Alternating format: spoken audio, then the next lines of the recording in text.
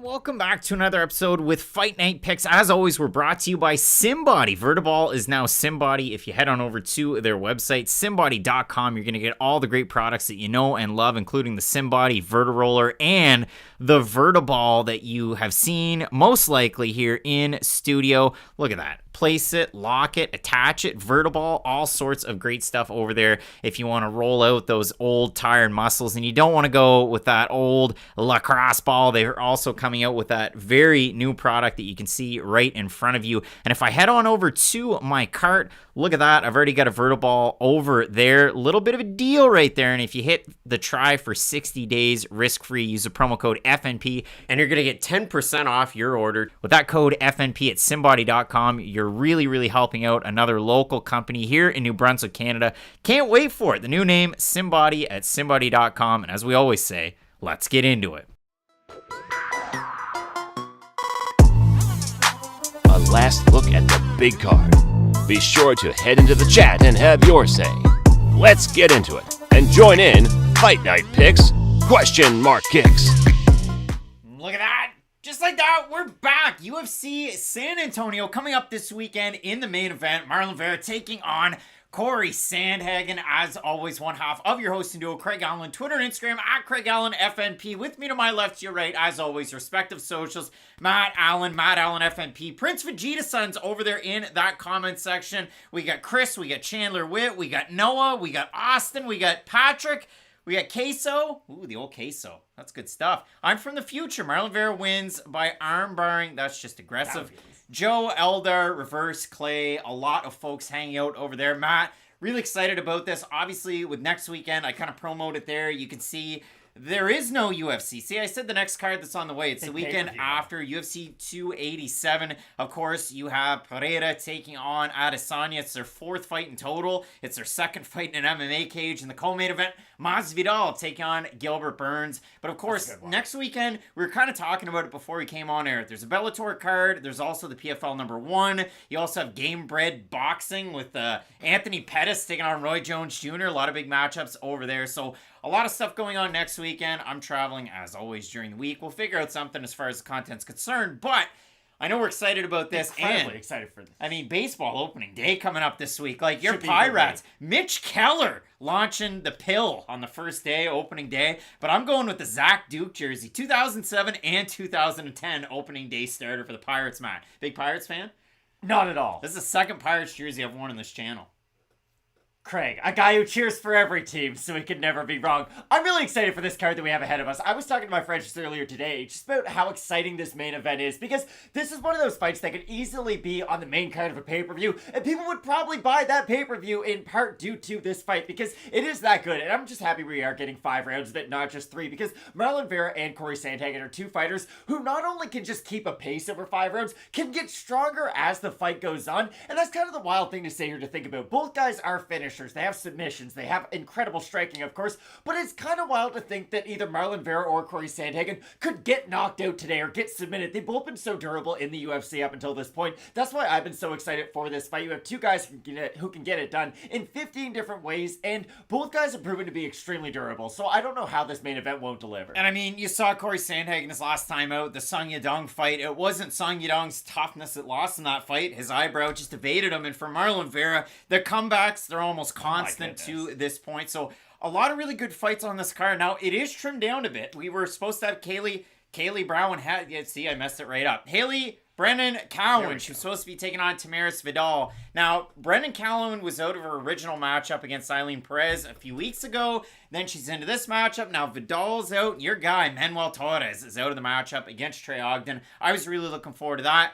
Super chat. Mike Jones, do either one of you chickens pick any dogs? Watch the videos and you can see for yourself, Mike Jones, but thank you for the super chat. Mike Jones trying to be that guy. Mike Jones, you're not that guy. Mike Jones, we throw it over to the fight of the night screen. And again, yeah, when it does come down to it, we talked a lot about this fight. So let's flip it on over, Matt, and just kind of skim through a big-time banger. Now, this one is before your co-main event, and we're talking about a fight of the night. Nate Landwehr, I've seen a lot of Landwehr Nate the Train support this week because this guy's an absolute wild man. He took it to the damaged Darren Elkins, so you got to see that prime version of Nate Landwehr that people might not have been accustomed to in the UFC. They might have seen it with M1 Global, or maybe they just missed out on it. Austin Lights Out Lingo, if you don't know, you should know, because he's been out for a couple of years due to injuries. He was due back a couple of weeks ago, and now he is back. And when you look at Austin Lingo, he can definitely get it done with his hands. He's as tough as a $2 steak, and he tends to rally, at least he has, in his fights in the UFC. And that's why this fight should be so interesting, because of the pace that Nate Landwehr brings. He could have a fight of the night, again, with a box of pool noodles, with basically anything. He'd have a fight of the night with a shower curtain, probably. That's how crazy of a man Nate Landwehr is. But like you said, Austin Lingo kind of has the checks and balances for a lot of what Nate Landwehr does. So I'll be curious to see if we do get that aggressive style, because if he just finds himself walking into power shots from Austin Lingo, that's going to be a really difficult game plan to stick to if you're a guy like Nate Landwehr. But I'm really excited for this fight too. You see it over there. I mean, Prince Vegeta's son, the X-ray to Nate Landwehr, he's got the whole Labrador in him. And Lethal Latin 615 saying Clarksville, Tennessee.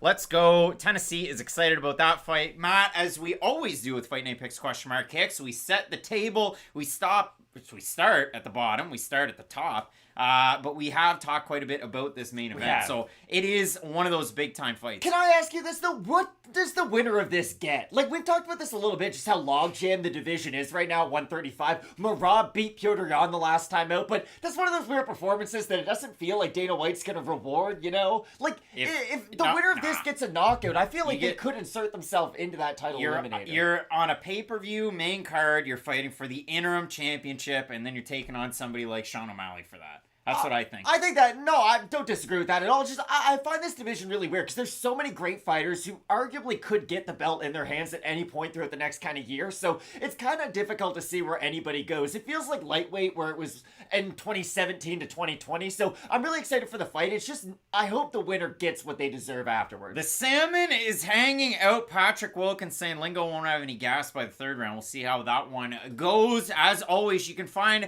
the fan polls out there on our Instagram at Fight Night Picks. We're going to be referencing those. You can find them in our Instagram story, and I made it way easier, and it's easier on me too. I just have the arrows pointing, so it's a lot easier if you want to toss down a poll. But Matt, when we have a look at the first fight that's on this card, and somebody had asked earlier, Chandler Witt was saying, when does it start? It's on a half hour because we lost the fights, and ultimately you end up with this interesting matchup at 125 pounds. The former LFA flyweight champ, it's Victor Altamirano. We're talking about El Magnifico. He had a really close fight in his debut. Split decision loss to Carlos Hernandez. His last time out, he finished Daniel Da Silva Lacerda, who's also on this card. He get dropped early, he gets back up, and he ends up in a stack guard with Da Silva just kind of playing possum and hanging out. Possums, if you have them in your yard, they will get rid of the pests. So look out for the possums. We don't have them up here. No, we have raccoons. We do have those dirty, dirty trash pandas. But when it does come down to this matchup, Matt, I know we're excited about it. I can't remember if we were split on the pick on this one, but for Vinicius Salvador, the guy bangs and throws from the hip, for Victor Altamirano, a lot more technical, but sometimes he's a slow burn. He's not a guy that just sets the night on fire from the first punch. And that's why this fight does come down to angles and ranges, which is weird because Salvador is more likely to throw hooks. He is going to want to get on the inside and not sprawl and brawl, but there is a lot more brawling aspect to his game where he does like throwing the uppercut into the hooks, and when he is able to land those combinations, he has incredible power. There's not a lot of guys in this division who are going to be able to withstand some of those shots, but Altamirano, if he is able to stay on the outside and implement his kicks, a lot more straight shots. He is the more long range of the two, but if he does find himself just constantly getting backed up in this matchup and just reacting to what Salvador is doing, it's going to make for a really interesting fight, but this is a very high level fight to open the card. I know Altamirano's had a bit of an up and down UFC showcase so far, even in his win the last time out against probably not the greatest fighter in the division. He didn't look great until he did, but the skills the whole way through happened very high level, and that's why I do have him in this matchup. If Vinicius Salvador is able to get on the inside and TKO him, I'm not going to be surprised because this is a really close fight, but I just think Altamirano could keep that range a little bit better, implement the kicks a little bit, and if he can land some of those straight shots, it's not like he's a pillow-fisted striker. Like, he has some power on his side too, but I do think this will be a fun fight. And it should be. I mean, if you do consider it for a guy like Vinicius Salvador, and I see Filio KO'd Salvador, And that was quite a long time ago. And I mean, if you go back and you watch Jafel Filio, he was to a point where he almost finished the super prospect, Muhammad Makayev. Could really derail his career depending on how that knee heals. And when you do look at it for Vinicius Salvador, obviously we know that the record is a little salty, especially coming into the UFC. Even the guys that had positive records weren't really the best. Shannon Ross, we saw it happen to him in his UFC debut at home in Perth on that pay-per-view card. But if you look at it, I mean, Salvador was originally matched up against Cledison Rodriguez and Daniel Da Silva. Damn, Daniel had a hard time making the weight, so he was forced out of that fight. And again, for Victor Altamirano, you go up and down through it. The only other loss that you can point to as a pro is the Jared Brooks fight. And in that fight, you guys have watched our videos, you know how good Jared Brooks is. But Jared Brooks, I mean, he earned the early takedown, and he controlled all of that fight when it was down on the mat. Clay is saying, I'm leaning Salvador to find the finish, and he very well could, because the trouble with Altamirano, he'll switch stances. He is such a pure striker that sometimes there's pockets where he just waits. And when he waits, that's when he can get hit. So Altamirano is the underdog. Vinicius Salvador, minus 117 or thereabouts. Altamirano, minus 105. We have a look at Fight Night Picks for the total votes on this one. And I see it from Patrick Wilkins, who earlier said, couldn't hear it because of the music. I don't know whose music, but Salvador is looking a bit unhealthy. I'll tell you what the hell did he do to his hair? Did you see him on the scale? Yeah. He had like a little, like a mushroom cap on the front of his head.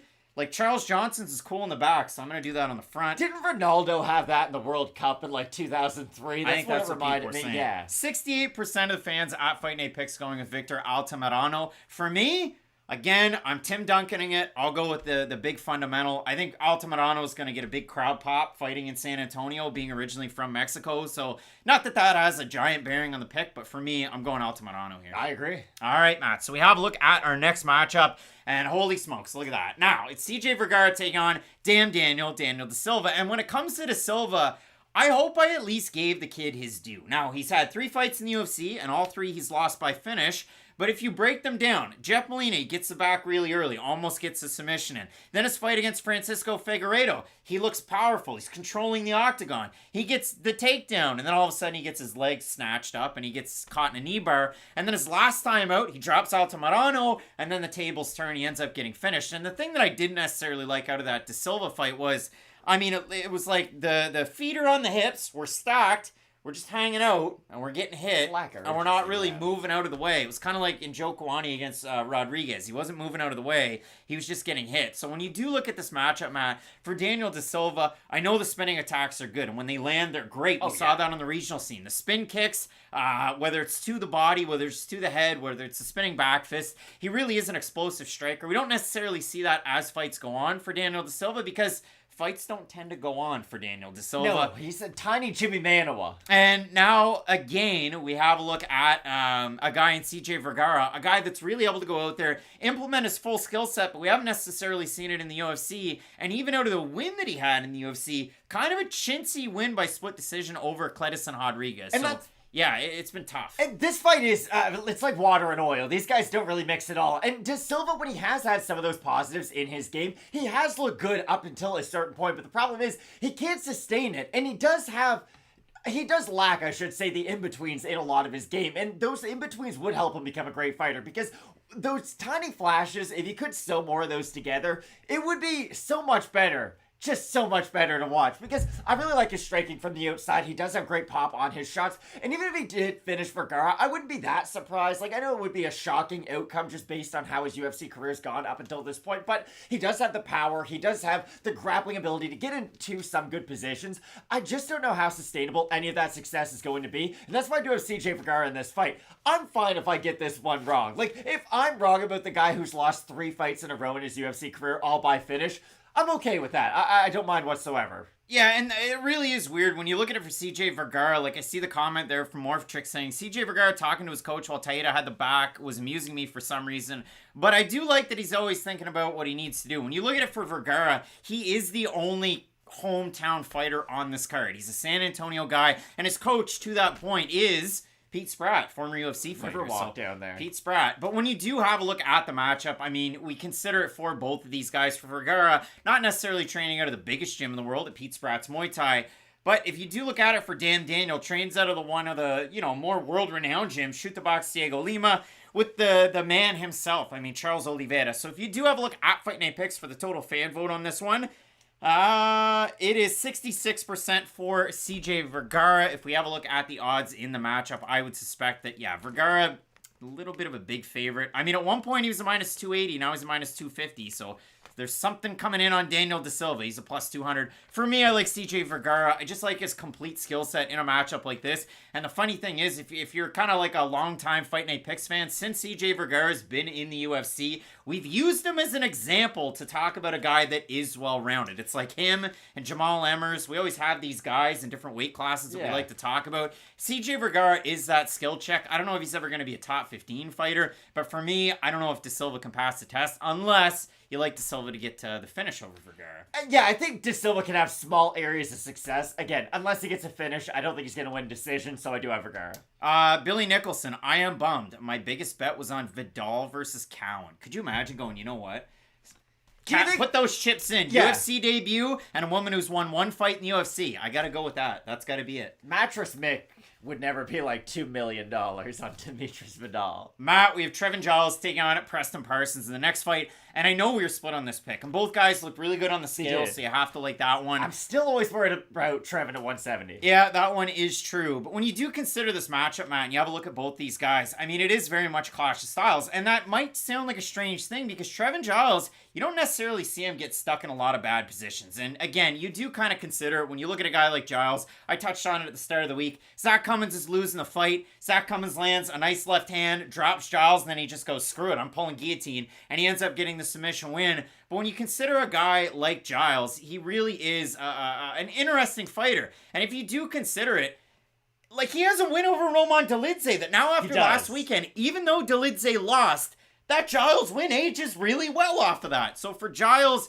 again, you might not have loved his fight against Luis Kosei, but you might like his wins over Brennan Allen, Ryan Spann from the LFA. And for Preston Parsons, you might not like his loss to Mike Perry or Daniel Rodriguez. But you might really like his last time out when he was able to control every single aspect of his fight against Evan Alders last time out. And Mike Jones at Super Chat, I hate most of your picks. Love the breakdowns. Mike Jones, a real guy. That's really all I care about. Like, if you disagree with the pick, that's fine. But the breakdown is really what matters. It's what both guys do well, what both guys don't do well. Chris P. Mike Jones is paying for the backhanded comments. He is. If he wants to, fill your boots. Hit up the Super Chat. He's watching the videos. I didn't know who he was until today. I still think Trevin Jones has a good chance to win this fight, even though, again, like I said, every time he competes at 170, really every time he competes in the UFC, there's always an by the way. And that's what does concern me in this matchup. He'll get hit by a big shot at the worst time possible. He'll get kind of tired at a bad time, get lackadaisical in positions where he really shouldn't.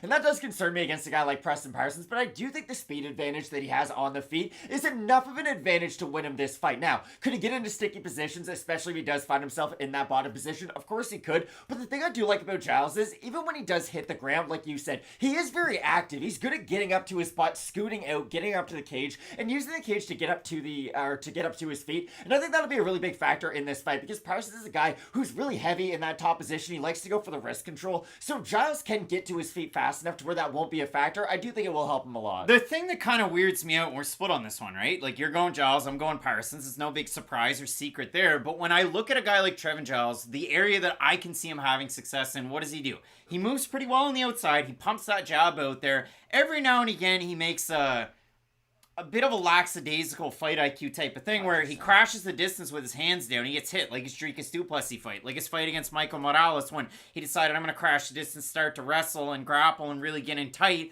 and that's what ended up getting him caught. And for Preston Parsons, he has a lot of success with his boxing in tight. He throws a lot more power shots than he does combinations. But when I consider it for Parsons, he's kind of one of those guys that's going to grapple, and I wouldn't say lights out, but it's pretty darn close to lights out. Now, we need to see it against a guy like Giles for me to kind of keep that train rolling. But for me, I do have Preston Parsons in the matchup. Again, the odds really close to the start of the week. It's pick 'em right now. So make your pick over there in the comments section at Fight Night Picks for the total votes on this one.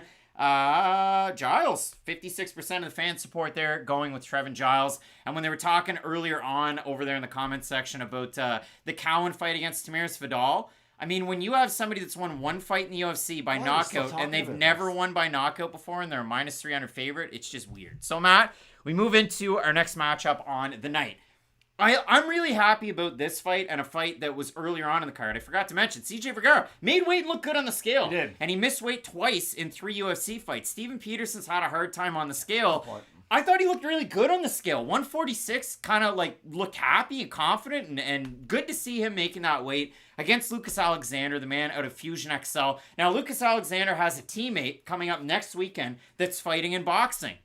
Jacare Souza. He's going to be fighting Vitor Belfort over at that Game Bread promotion card. Wow. But Matt, for Lucas Alexander, second time out in the UFC, he took a very, very short notice opponent in Joe Anderson Brito. It was the best fighter he's ever faced. And I know for Alexander, he faced a UFC level fighter, a UFC vet in Jacob Kilburn, and he looked really darn good in that fight. First round was competitive, but Alexander kind of pulled away with his boxing combinations, his leg kicks, and then it was that kick to the...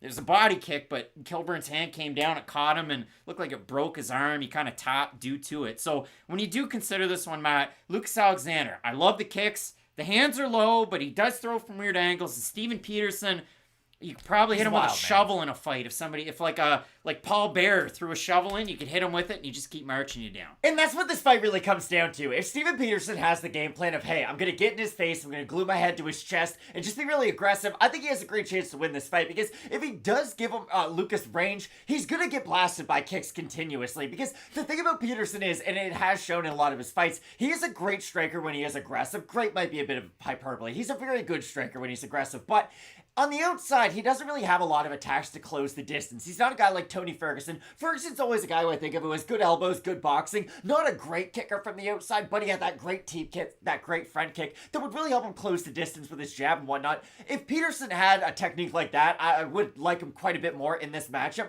but I still think his style of striking is going to negate a lot of what Alexander does have in there in terms of setting up, planting his feet, and throwing with power. Mike Jones hitting up the super chat. You're today's early MVP. Mike Jones hitting up that super chat. So Matt, when you do consider this matchup though, I mean, for Steven Peterson, he was able to neutralize Chase Hooper, just kind of hang out and guard, hit him with strikes, win that fight. It wasn't necessarily the most appealing fight to watch. But where does Chase Hooper rank in the division? No, but that is true. I mean, Peterson wasn't necessarily favored in that one. And if you look at Peterson's big win where he won a bonus, you consider the fight that he had against not just Julian Rosa, but the one against Bravo where he was able to finish him. He did look pretty darn good. That was such a crazy knockout in that matchup. So for Steven Peterson, I mean, I'd say a wave of success. He's won a few in a row here now. But I mean, 19-10 in the overall scheme of things in this division at 32 years old. Hard to kind of project a ceiling on a guy that's 3-4 to maybe make it near the top. He's always going to be in fun fights. I think that's what we can say. But I mean, Ian Campbell might take a flyer on Alexander for almost no reason. He definitely has a lot of power in his hands. Go watch some Alexander fights. They're halfway easy to find. 64% of the fans at Fight Night Picks going with Steven Peterson.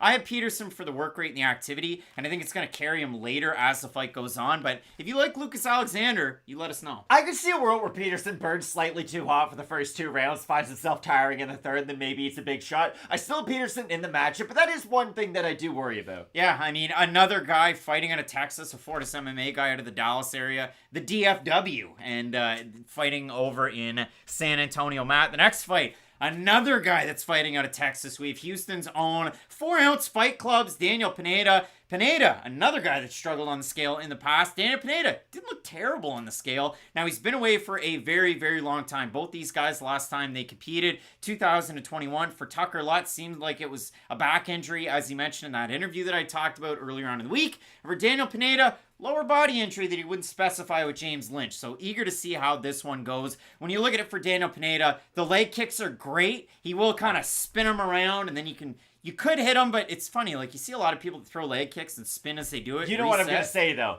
Remember when Amanda Nunes blasted Sarah McMahon because Sarah McMahon tried to get cute and do the spin? When it does work, it works great. That was tough. But when you do consider for Daniel Pineda, of his 27 wins, all 27 are by finish. For Tucker Lutz, early career, all kinds of finishes. And then when he ended up on Contender Series in the UFC, it went to decision. Now, Lutz looked really good against a Texas guy in the former LFA great. I'm talking Kevin Aguilar. And what was Kevin Aguilar's nickname, Matt?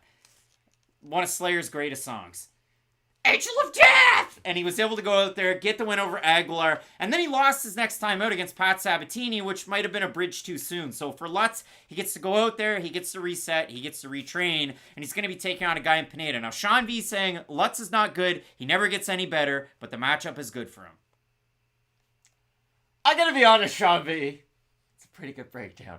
I have Lutz in the matchup, but the thing is, both these guys are very peaks and valleys in the way that they do fight. Like, if Pineda's on and Lutz is off, Pineda could just run over him and this fight isn't close at all, but vice versa can be true too. If Pineda does just throw kind of naked kicks from the outside, doesn't set up his big actions, Lutz could blast him with a big power shot, take him down, like, be the more aggressive out of the two. But again, it really does come down to what version of both guys show up on today. I want to say the weekend every time we do these shows, but what version of both guys show up today. But I still think Tucker Lutz is more in his prime out of these two. I do think he is going to be able to defend the takedown, and that's the big thing. If Pineda gets on top of Tucker Lutz, it's a terrible position to be in. It really is. It's like having a boa constrictor all the way around you. Like, it's going to be difficult to get out of it. But if you can defend the takedown and just avoid some of the bigger shots from the outside, it's going to make his job a lot easier. And I do think Tucker Lutz possesses the skill set to have that kind of a game And plan. I have a hard time with this fight, just coming from the fact that if you look at Daniel Pineda and you look at the guys that he's beat, and that might be the issue that I do have in this one. I'm looking into it a little bit too much from a few years ago.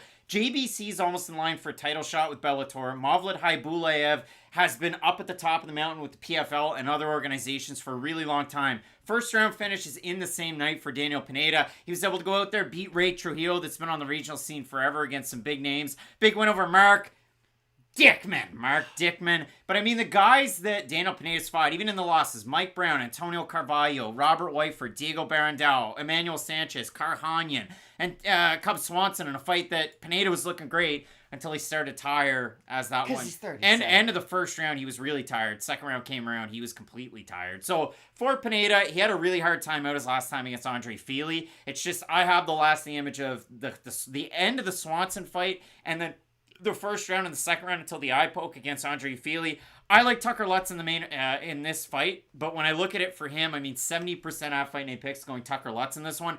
I just like that he has steady boxing combinations. He mixes it from the body to the head. He likes to target the liver, but he's not only a left shot, to the liver. He will go right side as well to try and mix things up. And that, to me, against a guy like Pineda, if he's working the body quite a bit, that could, really pay dividends in the matchup. Exactly, because Pineda already has a questionable gas tank. I think that's fair to say. So if Lutz does go to the body, especially early, it should chip away at that more as the fight goes on. So I agree. I've also got Tucker Lutz. Tricky one. A couple of guys that really want to get a finish in the matchup. And then it comes to one where I saw the UFC finally pumping this fight as the week went on. Albert Duraev taking on Chidi Bang Bang and Njokuani. When you consider between these two guys, Matt, we have about 500 people tuning in on a Saturday afternoon. We really do appreciate you. If you could toss a like, that would be very, very nice. But when we do talk about this one, I want to hear from the folks over there in the chat. Just let's talk about this fight. Let's make the pick. I mean, you have Chidi Bang Bang and you have Albert Duraev. Both these guys found success at welterweight. For Duraev, it was over with ACB at the time. He was a champ. Then he was the middleweight champ.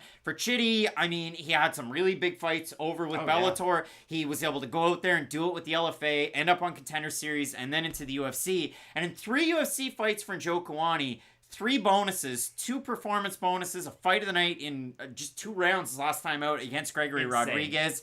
Cuppy is saying Albert easy. Teo Shot saying a like has been tossed. Zach Mill is saying Chidi by finish. Again, we were split on the pick. We know how good Albert Duraev's wrestling is when he's able to implement it. You don't want him to look like Ramazan Ameev out there like he did his last time against Joaquin Buckley. And for Chidi, his kickboxing, combination Muay Thai, because he trains out of Sakes and Janjira Muay Thai, but I'm going to say his kickboxing. When it comes to Njokuani's kickboxing, it's great, but the kind of Achilles heel earlier on in his career was always the threat of the takedown, and some of those guys that could really wrestle and grapple against him. 100%. These guys have no success in their opponent's wheelhouse, in this matchup at least. I know I have Duraev, and I'm sure he will play around on the feet a little bit, but every single strike he throws, I'm going to be cringing watching my TV, because Njokuani is a much more talented striker. There is no doubt about that. He has a much higher variety of strikes. He can throw from both stances, has better kicks and whatnot, but his gas tank does start to wear out if he's not able to finish his opponent with a lot of those big techniques, and that's where I do see this fight. Not that I'm saying Duraev has the gas tank of like a prime Max Holloway or a Volkanovski, but if he's able to get on top of Njokuani, and especially early on, he is going to make him waste a lot of energy trying to get back up to his feet, because Njokuani is one of these guys who doesn't really have a lot off his back. He will go into that full guard, just trying to go for the lockdown, and that's what I'm concerned about in the matchup. I would like to say I like the peaks of Njokuani's game more, and that's why I completely agree with all the points points you bring up for why he could win this matchup. I just think Duraev's going to be able to make him work early, and that's going to be the real key to this matchup, because if you can get his power bar down from 100% before he is able to start blasting away at you with some of those long-range strikes, it makes this fight a lot more winnable than if Duraev starts eating those strikes early and then starts wrestling later on. Well, out of the comments, Matt, the super chat there earlier coming in from M Daily 119. I like titles. Really cool zombie, Jonathan. There's another comment from Young Charga saying, you guys lose a lot of main events. You should do a record on UFC picks. In the description every single week. They're down below. Matt, when it does come down to this one, and you look at it for Njokuani and Albert Duraev, for Albert Duraev, the thing that scares me is his guard is very low at the start of his fights, and his eyes puff up. And it's not just you, it's all the time his eyes puff up. And even in his fight against Roman Kopylov, we saw Kopylov come back and retire Alessio Di Chirico, but we saw him even come back in the fight against Albert Duraev, a known striker. So when it does come down to this matchup, I don't necessarily love the power bar out of either guy. It seems like a lot of folks over there in the chat are kind of split on this one, so have a look at Fight Night Picks for the total vote in it, and they're not split. 76% going with Chidi and Njokuani in the matchup. We'll have a look and see who the favorite is. I thought it was close at the start of the week. Chidi is the favorite in the matchup. He opened a plus 145. He's a minus 166. Duraev at a plus 138. So you're going Duraev. I'm going with Chidi and Njokuani. And then we get into the meat of the bone, Matt. What a good fight. Whoever would have thought that the baddest of blood this week would be between Alex Perez and Manel Kape. And listen, I mean, hot news alert, I guess. At the start of the week, I was saying, hey, Perez, he's training at Syndicate MMA. That's interesting because he's been a long-time Colin Oyama guy. And another Colin Oyama guy, Kyle M, hitting up Super Chat. Hope you're well, fellas. Hope you're well. Very well. Excited about opening day coming up in baseball this week. But when you look at it for Perez, Marlon Vera is a guy that spent time with Colin Oyama very early on in his career and still, I'm sure, keeps in contact. But for Perez, he's out of Lemoore, California. He wrestled in Lemoore when he went to JUCO. Like, he's always trained in that area of California. This time he's out at Syndicate. We've seen some guys mix things up at Syndicate and find pretty immediate success. It is a great gym to train out of in Vegas. So when I heard that whole kind of scuffle, and Manel Kape's like, you sent your guys in to spy on my training, I thought, oh, it's not that hard. You're both in Vegas now. Like, you're just you can walk into the gym and train. I doubt it's all that hard. So when you do look at this one, I mean, TNT saying just a bunch of pop and popcorn if you ask me. But I like this one because we know how good Perez's wrestling is. We just haven't seen it in a while. The last time he won was in 2020 with the leg kicks. He had great ones against Espinoza and then Formiga. Will he be able to implement those two parts of his game against a speedy Starboy, Manel Kape? This has the recipe of being one of those y'all must have forgot performances. I have Manel Kape, but that's why to me this is a pop and popcorn fight, because Alex Perez has not shown the best version of himself in a while, so I feel like a lot of people have forgotten just how talented of a fighter he once was. And even in the Figueiredo fight, I know I brought this up, you bring up the leg kicks, even in some of these losing performances, the leg kicks are still the biggest part of his offense, because he doesn't just throw them to set up some of his other shots. Like, those are the thing that he is trying to set up because they are so powerful. And if he is able to chop away at the legs of Manel Kape, make him more of a sitting target, especially not just with the boxing, but with the wrestling defense too, because that'll be an area I think Perez can take advantage of. If he can chop away at the legs of Kape, make him less of the fleet foot fighter that he is, it will make the takedown easier for a guy like Perez. Not saying it's going to be easy to get the takedown, but you get the idea. I think the thing that makes Kape so good at defending a lot of his takedowns is not only the fact he's a good wrestler, because he is a good wrestler, he moves well on his feet in MMA for being a wrestler too. So I think those two aspects of his game combined with his hand speed are why I think he's going to be able to win this fight. But for Kape, this is his next chance kind of at the elite of the division. They gave him two really hard tests his first time in the UFC, and Pantoja and Nicolau. Those are two really good fighters. There's no shame in losing to them, and they were close fights too. So this is his next opportunity to kind of get himself back into the top tier of the division, because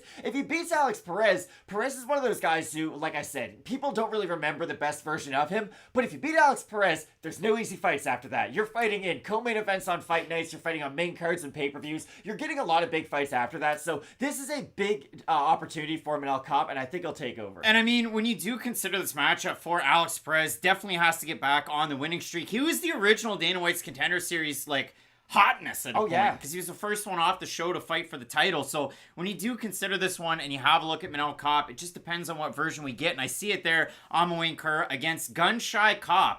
He was gun-shy in 2 fights, and now he's won 3 fights, and he wasn't gun-shy in any of those 3 fights. And I thought Kape looked good against David Dvorak that could kind of threaten with the takedown of his own. And you look at that matchup, other than the spinning attacks where Dorjak was able to just time it and then either get the back or try and get the takedown. He was able to do really well in that one. So Kopp definitely has to tighten that up against a guy like Alex Perez. I hope when Manel Kopp makes the walk, I get my favorite striking coach in all of MMA to make the walk with him. Just a man who hates the sleeves. We're talking Dewey Cooper. But for me, I will go with Kopp. Over 70% at Fight Night Picks. Have him to get the win. It's the hand speeds, the stance switches, and the kicks. Kyle, any thoughts on Caleb Plant versus Benavidez? We were talking about it before. I think Benavidez is going to win. I think Benavidez too, but I'm looking forward to that one. There's a lot of good fights that are definitely coming up tonight. Matt, the next matchup, Andrea Lee taking on Maycee Barber. And I don't know if the guy that commented on this one is out there watching this show, but if you are, I put it out there on Twitter before we even filmed the videos. We're 5-0 on picking Andrea Lee fights on this channel. And then I said, I don't have a lot of confidence picking Andrea Lee fights. I'm picking Maycee Barber, but these are giant red flags. This is... like, coming from the heart, this is honesty. I'm not going to sell you wolf tickets. 0-5, not 5-0, by the way. Yeah, 0-5, 0-5. And then the next, there was a bunch of comments like, you guys have to be confident in these. You guys got to know who you're going to pick. If you're 0-5 through many years, it's hard to have a lot of confidence picking Andrea Lee fights. And then somebody went out there and put a 435-word comment out there. It was a book. It was a chapter in a small novel about loving Andrea Lee as a fan and thinking that she has a pretty good shot against Maycee Barber in this fight. So, Matt, when you do look at this matchup, what does Andrea Lee do well? She's a pretty good striker.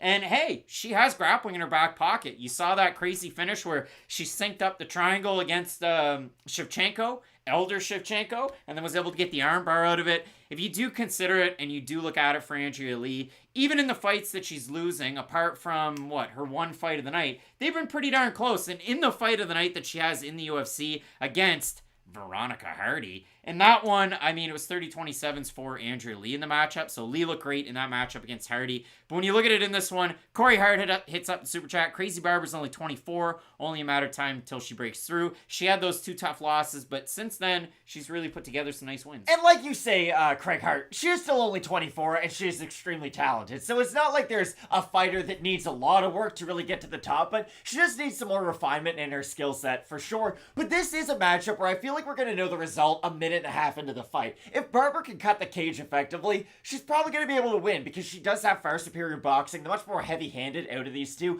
And this fight is really just the range game. If Lee can stay on her bike, use her distance, keep that jab out there because she does have really good straight shots going down the middle. She tucks her head really well when she does pop the jab. Exactly. The only issue with that is, though, if you're flat up against the cage, it is really difficult to use a lot of that movement and a lot of that head movement. And I think that's where Lee is going to struggle. Is if you see her behind those black 2 lines throughout the majority of this fight, the Maycee Barber is probably on her way to winning a decision. But if Lee is able to keep this in the open space, really use her movement to circle on the outside, then she does have all the skills to win this fight. I'm not discrediting her options or opportunity whatsoever. I just think Barber is going to be able to get to those positions a little bit more consistently.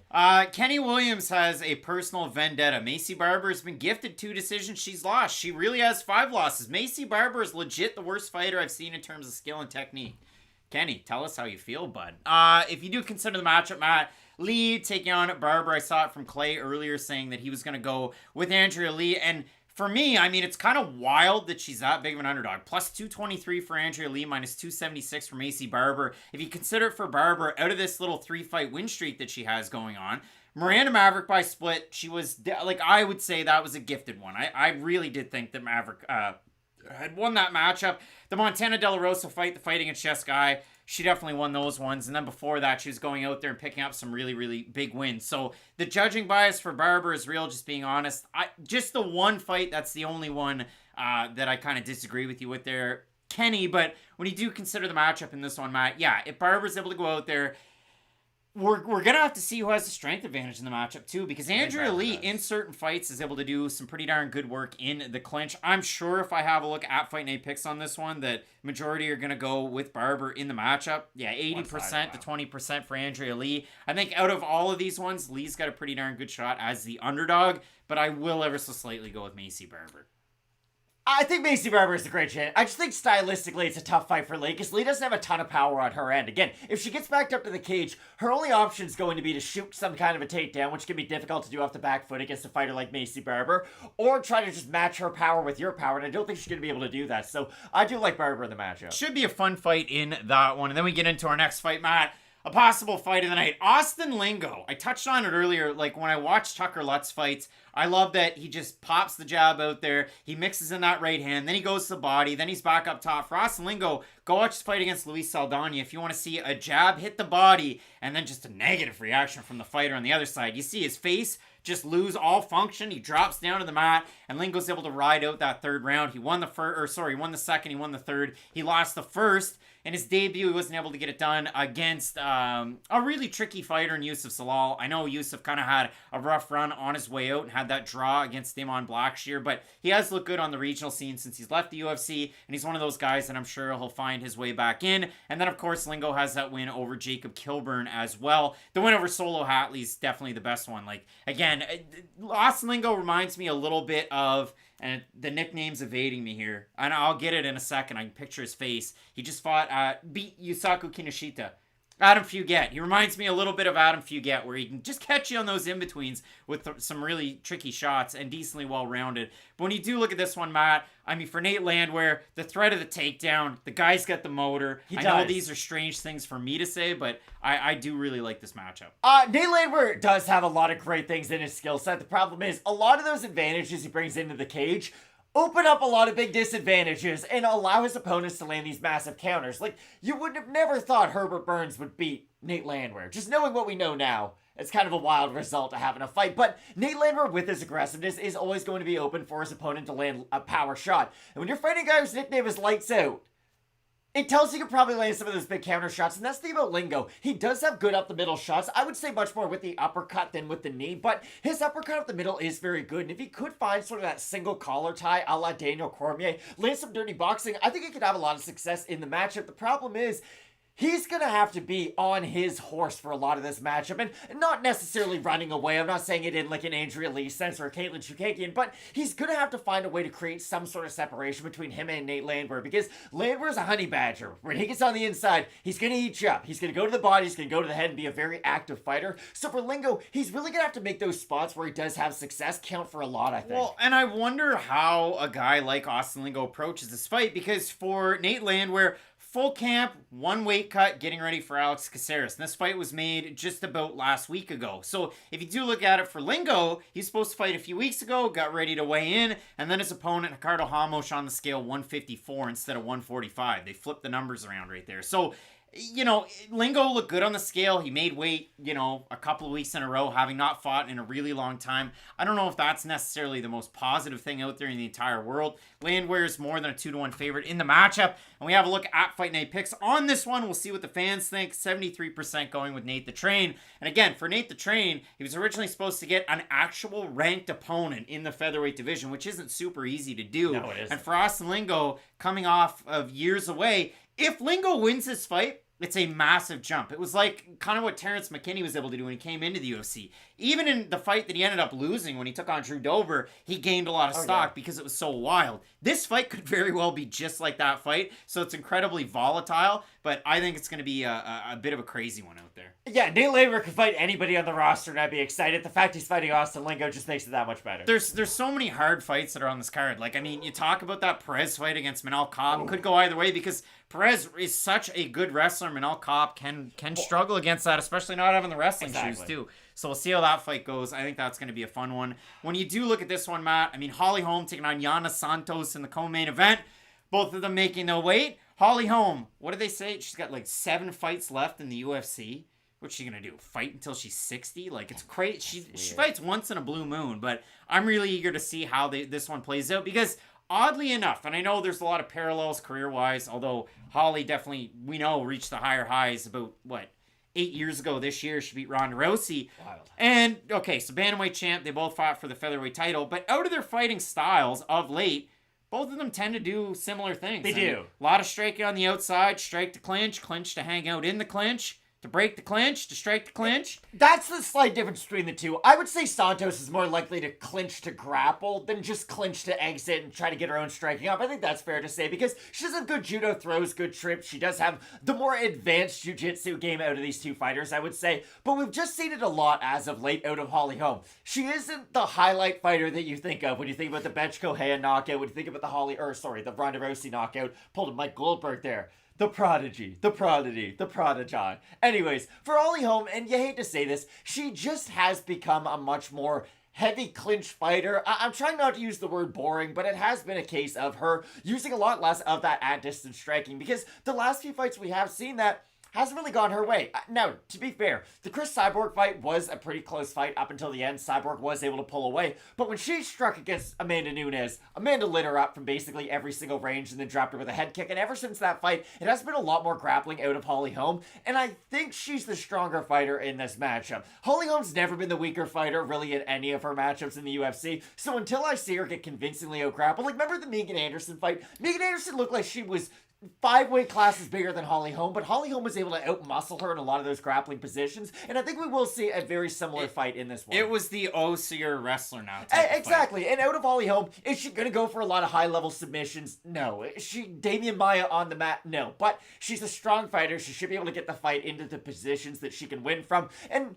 for Yana Santos, like, this isn't the biggest loss in your career, coming back off a long layoff to fight Holly Holm. Even if she isn't able to win this fight, it's just another chance to fight an elite fighter. It's weird when you really do break it down. I mean, Santos is able to beat Ketlin Vieira. Ketlin had the control time. Santos had some negligible strikes. It was the strikes that were able to beat the control time, as they should. And then if you look at for Holm, well, she lost to Vieira last time out by split decision, but the majority of those out there in the MMA community had thought that Holly Holm won by the end of the fight. If we have a look at Fight Night picks on the total for this one, 81% going with Holly Holm in the matchup. I mean, Santos has a good shot because this is Holm's first 3-round fight since she fought Marion Renault. The fight before, she fought Ronda Rousey. So it's kind of crazy that Holm hasn't been fighting in 3-round fights all this time. For Yana Santos, her last time out against Irene Aldana, who Holm had beaten, Aldana was able to go out there and finish Yana Santos. So it should be a fun one in that one. Matt, in the main event of the evening, a very, very, very, very competitive matchup when it comes down to this loaded bantamweight division. Sean O'Malley's the only guy up at the top. I guess Sean O'Malley, now Piotr Jan, and Rob Dvalishvili that don't have fights. And somebody mentioned it earlier on, I think it was Mr. Guy, had said, who's a real ranked fighter that trains out of Syndicate MMA? Rob spent a lot of time training out of Syndicate MMA for his fight against Piotr Jan. So I don't know if that one counts, but that is one fighter that trains there. When you look at it for Sandhagen, when you look at it for Marlon Vera, both guys coming off of main events. Corey Sandhagen, death by 1,000 elbows, paper cuts when he was taking on Song Yadong. And for Marlon Vera, setting up those knockdowns and then the knockout against Dominic Cruz. I mean, the first thing that knocked down Dominic Cruz and ended the movement for just a second was a jab. And then the second one, like, he had a tight hook, he had a jab, and he had, obviously, the kick that was able to go out there and get the win. So when you do look at the matchup, Matt, I think it is a very, very fun fight, and it's a really hard one to call between these two guys. It is, because they're so similar in every aspect of their game. Now, the weird thing that I have been thinking about a little bit more, because I'm sticking with the Corey Sandhagen pick, but just to break this fight down a little bit further, Corey Sandhagen is the more active out of these two. That's fair to say. Marlon Vera will take some time off in his fights to kind of download the game plan of his opponent, but everything Marlon lacks in volume, he makes up for in power between them, because he is the more heavy-handed out of the two, and there's a lot of fights where even Corey Sandhagen wins, but he finds himself in bad positions. Even if you go all the way back to, like, the Yuri Alcantara fight, that was a while ago, but he gets wobbled, he gets out-grappled, he gets put in a triangle. Mario Bautista fight early on. Exactly. Corey Sandhagen has found himself in very poor positions, and if Marlon Vera is able to land the same strikes that those opponents are, the fight's going to be over. John Lineker closed the gap with big hooks, and yeah, Sandhagen had good movement and a good shell, but one of those gets through. Exactly, and that's the big thing. Not that Marlon Vera has the pure power of a John Lineker, but he has the tenacity. He's not going to give up with his game plan. And that's the suffocating thing about fighting a guy like Marlon Vera. He's not throwing a lot at you, but he's closing the distance and getting closer and getting closer and getting closer. And every millimeter he gets closer to his opponent, it just gives him a better chance to land that one big kill shot. And I know it would be wild to see Corey Sandhagen get knocked out. Like, it would just be kind of crazy to see. Like, it's wild to see a fighter get TKO'd or KO'd for the first time, especially when they're fighting the elites of the division. So it's kind of difficult for me to wrap my brain around either one of these guys getting stopped. But I can see a world where Marlon's able to get on the inside, use the leg kicks to cut down on some of the movement, and land those big hooks. I'm just relying on the fact that Sandhagen is going to use, like what you said, the elbows on the inside to at least damage Marlon Vera. And that's the thing about both these guys. They're really damaging strikers, even when they're not landing. They're big overhands. They're big, kind of high amplitude strikes. They're going to make you look look bad over a 5-round fight. So that's why I think this belongs in like the fight of the year category, not just the fight of the night category, because that's how good I think these guys are skill-wise. And it's really funny when you do look at it for both these guys. Successes in main events for Corey Sandhagen. He's fought for the title against Petr Yan. Marlon Vera hasn't been able to crack that top of the mountain. And for Vera, he came in off of the Ultimate Fighter. For Corey Sandhagen, made his way up on the regional scene, came into the UFC with such a big fanfare. He had a giant supporter in the Sting, Brendan Schaus. So Brendan Schaus is really pumping his tires. But when you do look at it, Schaub was really kind of supporting his Colorado guy with Corey Sandhagen, all jokes aside. And so if you do consider it for Sandhagen, other than, a really close competitive split fight against Petr Yan, and then obviously that very quick finish that Aljamain Sterling was able to get out there, it was, it has been a very close, competitive, but interesting run. And for Marlon Vera, he's had these two big runs. Like, he had that big win streak. Nolan Hernandez was one of the wins that was on that streak. Then he had a couple of losses, and now he's back on that win streak once more against some bigger names. He had the rematch against Davey Grant. He had his last time out against Dominic Cruz. Some some bigger names in terms of the divisional landscape. He's obviously ranked higher in this one. The fought one really kind of solidified that he belongs, just because it wasn't a quick finish. That's the thing. If you just finish somebody in 2 minutes, like knock them out with a flying knee, do we really learn that much about you? No. But if you're fighting a guy who's a really technical boxer from the outside who throws a lot of volume, things Corey Sandhagen can do, and you make him pay with your power shots, and you actually find the opportunities to land your power shots, that tells us a lot about you and how you are going to be able to fight some of the other elite fighters in the division. But Benny B saying Dom Cruz is beating Cheeto till he got slapped. He got dropped a couple times in that one. Marlon Vera, 61% here at Fight Night Picks, going with Marlon Vera to get the win. I'm going with Corey Sandhagen to get the win. For me, the accumulation of the shots, and I think Sandhagen has a decent enough chin. We saw him drop the spinning back fist into the hook by Petr Yan. But I do like Sandhagen in the 5-round atmosphere. We've seen really good gas tanks out of both of these guys in 5 rounds. So I like that. I think it's conducive to a little bit of a longer fight in the matchup. But I think this is going to be a fun one. And a really good point there. Troy is saying Font outstruck Cheeto, but look at the face difference. Yeah, we talked about that at the start of the week. Font almost outstruck him 3-1.